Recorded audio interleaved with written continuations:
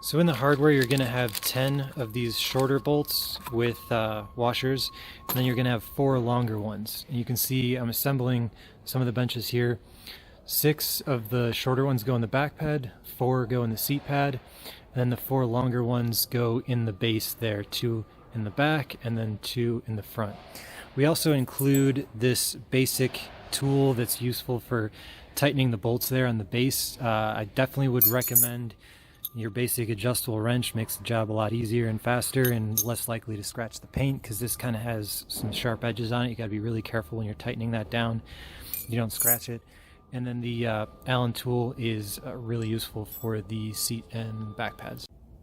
There's 2 bolts that are a little tricky right under the front of the seat pad, so I recommend using the Allen key and just going up right underneath here like that with it.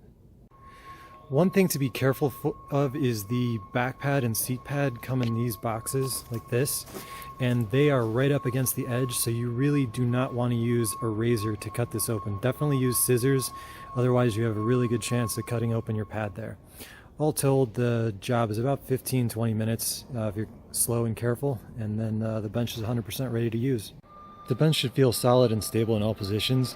So if it doesn't feel solid for some reason, the usual culprit is one of these 2 bolts, or down here, one of these 2 bolts. And you might just need to loosen those up, get the bench on a solid surface, and then slowly tighten them up until everything feels solid. So another troubleshooting tip is if you have any issues with side-to-side stability of the back pad, it should feel rock solid, and if for any reason it doesn't, there's a few different screws down here that control and keep everything tight. So it's these 4 here, those should all be tight, and those can be adjusted with the included Allen key. And then there's a couple more in there on the hinge, and those you'd need to get a size 4 Allen key to be able to adjust those. But if you tighten those all up, it should feel rock solid.